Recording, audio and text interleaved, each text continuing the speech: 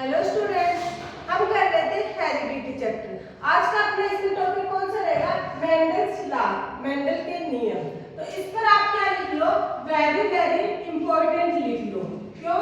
क्योंकि इसमें या तो दो मार्क्स में क्वेश्चन आएगा वरना 3 में आएगा। अगर फुल एक्सप्लेन करना हो तो 5 मार्क्स में ही जरूर आएगा। मतलब ये पेपर में इसके बिना पेपर ही नहीं बनेगा, ये मान लो। अगर आपका 10th का एग्जाम हो रहा है तो एग्जाम में 100% की श्योरिटी है ये प्रश्न आएगा ही आएगा। क्या है? मेंडल लॉ, मेंडल के नियम। अब मेंडल कौन था आप सभी को पता है? फादर ऑफ हेरिडिटी, जिन्होंने आनुवंशिकता के बारे में बताया, उन्होंने एक्सपेरिमेंट किया। तो अब इनकी क्या है? लॉ, इनके कुछ नियम है, उनके बारे में देखते हैं कौन कौन से हैं। इन्होंने ये 3 नियम दिए हैं। कौन कौन से? लॉ ऑफ डोमिनेंस, डोमिनेंस की हिंदी आपको पता है? प्रभावी।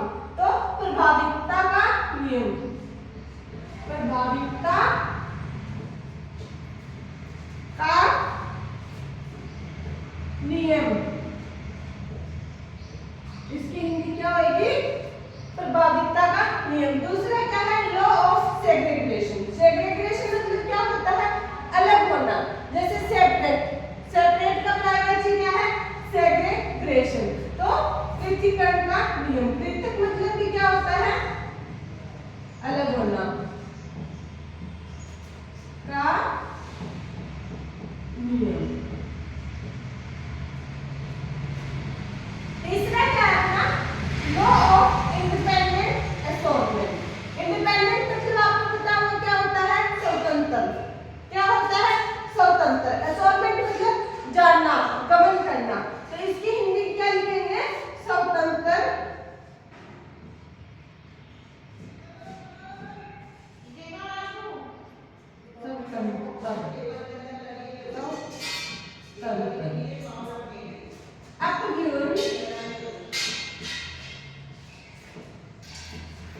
का नियम। अप्यूवन मतलब क्या होता है? गमन करना या चलना, मतलब जानना, ट्रांसफर होना। तो आप इन तीनों को ऐसे याद कर लो। जैसे कि 2 मार्क्स में आया तो सिर्फ आपको तीनों के बारे में लिखना है। अगर 3 मार्क्स के क्वेश्चन में आया तो थोड़े थोड़े इनके बारे में बताना है। प्रभाविता का नियम क्या है, इनकी डेफिनेशन साथ में लिखनी है। अगर 5 मार्क्स के क्वेश्चन में आया तो इनके एग्जांपल भी लिखनी है साथ में। आया बात समझ में? तो ये पक्का याद कर लो। मेंडल की 3 लॉ कौन कौन से थे? लॉ ऑफ डोमिनेंस, प्रभाविता का नियम, लॉ ऑफ सेग्रीगेशन, पृथक्करण का नियम, लॉ ऑफ इंडिपेंडेंट असॉर्टमेंट, स्वतंत्र अव्यवन का नियम। याद हो गया आपको कौन कौन से ये 3 है? मेरे साथ रिपीट कीजिएगा आप। Law of dominance, law of dominance, law of segregation और लॉ ऑफ इंडिपेंडेंट असॉर्टमेंट। साथ के साथ बोलिएगा तो आपको रिपीट होंगे। एक बार फिर से हम क्या लिखते हैं? Law of dominance, law of segregation, law of independent assortment. Hindi में ये क्या बोलेंगे?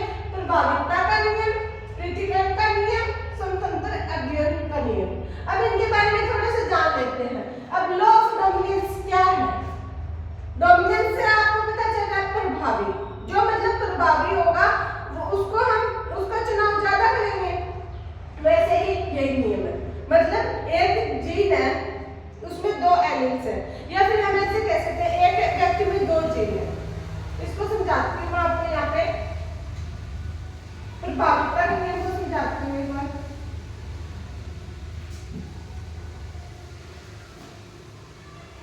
ये क्या है? पेरेंट्स है, ये पापा है, ये मम्मी है। ये क्या है? पापा और ये मम्मी। इन दोनों से क्या हुआ? एक बच्चा, इनका बच्चा। ये क्या है? इनका बच्चा। आवाज समझते? ये पेरेंट्स है, ये इनका बच्चा है। अब क्या है? पापा को थोड़ा लंबा बना लेते हैं, मम्मी को थोड़ा छोटा बना लेते हैं। ये मम्मी है, मम्मी जो पापा से थोड़ी छोटी है। तो पापा का जीन कैसा है? टॉल वाला, लंबा। पापा कैसा है? लंबा। और मम्मी का जीन कैसा है?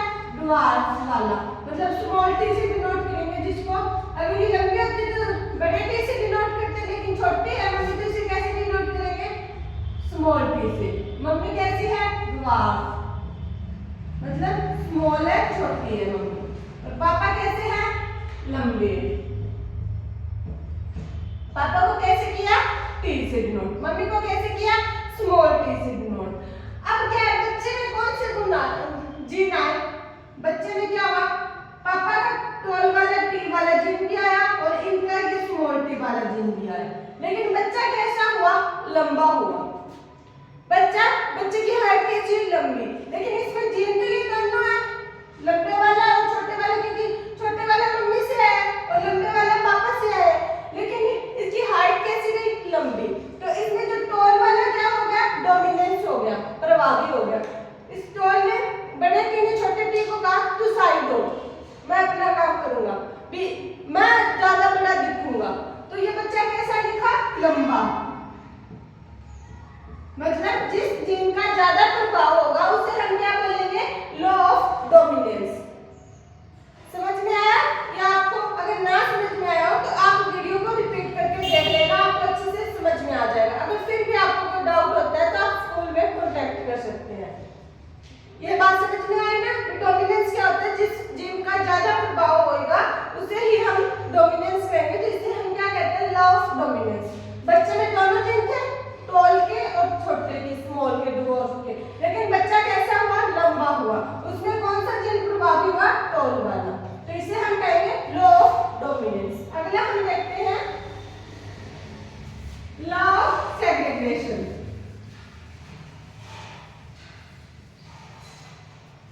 इसकी हिंदी आपको पता है ना? पृथक्करण का नियम। क्या हुआ? मतलब एक जीन होता है, उसमें दो अलग अलग एलील्स होते हैं, लेकिन जब गैमेट्स बनते हैं तो उसमें एक एलील से जाएगा या फिर एक जीन जाएगा। आपको एग्जांपल से समझाती हूँ। ये पापा है, वही मान लीजिए, इसके पेरेंट्स और बच्चों का एग्जांपल लेंगे, हेरिडिटी पर ले तो, और ये क्या है? मम्मी है।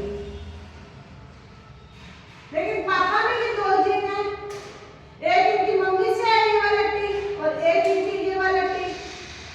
ये इनके पापा से है, ये इनकी मम्मी से है। वहीं पर मम्मी में भी दो जीन है, ये वाला जीन इनके पापा से है, ये इनकी मम्मी से है। लेकिन जब बच्चा बनता है, मतलब गैमेट फॉर्मेशन होती है। अब गैमेट फॉर्मेशन आपको पता है क्या होती है? ये क्या है? एग, जो किसमें होता है? फीमेल में। और ये क्या है? स्पर्म, जो किसमें होता है? मेल में। जब ये दोनों फर्टिलाइज करते हैं तो क्या बनता है? गैमेट। समझ में आया? जाइगोट बनता है।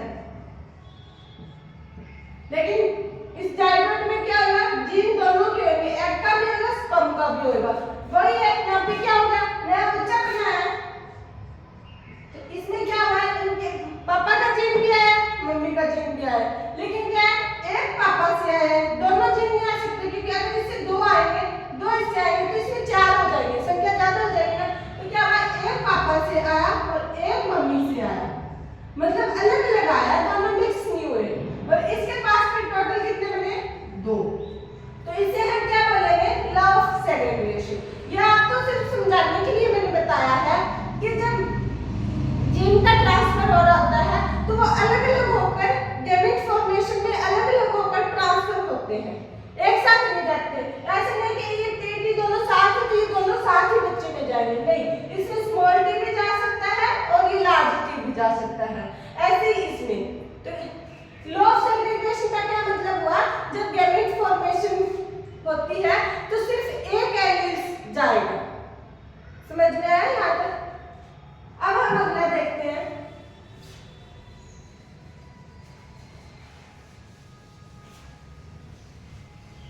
अगला अपना लॉ ऑफ इंडिपेंडेंट असॉर्टमेंट, स्वतंत्र अपव्यय का नियम। इसमें क्या कहा गया है? मैंने आप सभी को बताया जीन क्या होता है, आपको पता होगा, मैंने डीएनए बताया सबसे पहले। क्या बताया? डीएनए। डीएनए के अंदर क्या होता है? जीन।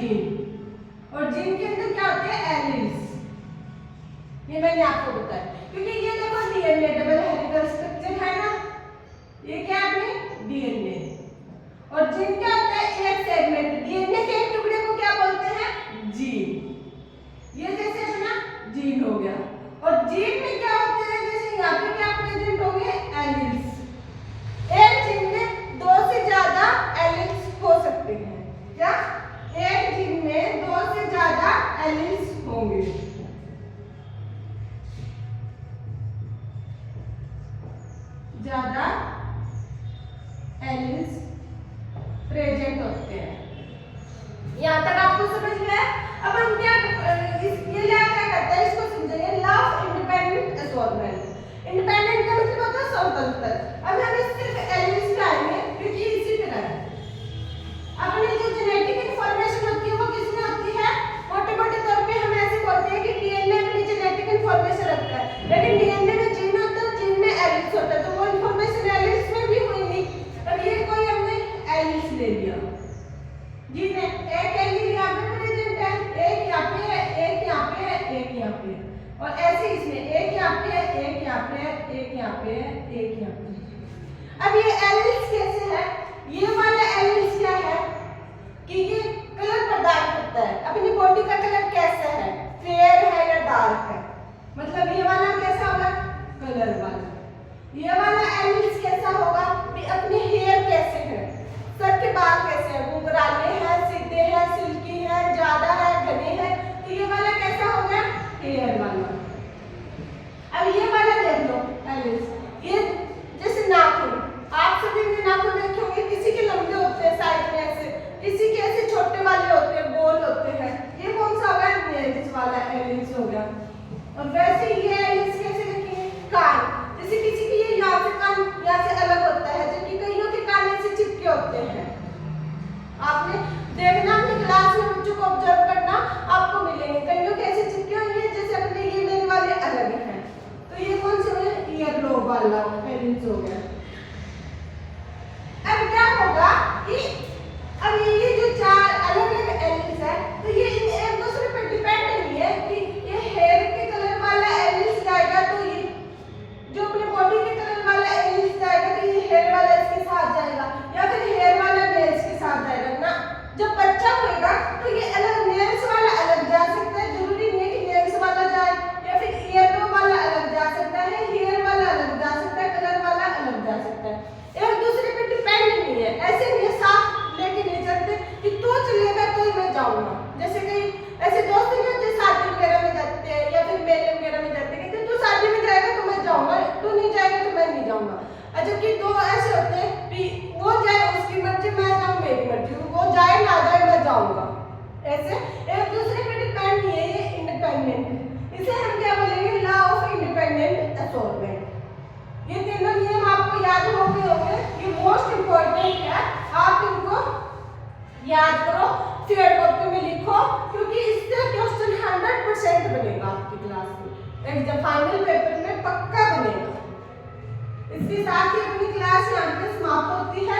जाने से पहले वीडियो को लाइक करना, चैनल को सब्सक्राइब एंड शेयर जरूर करें, और कमेंट बॉक्स में कमेंट करना अगर आपका कोई डाउट हो।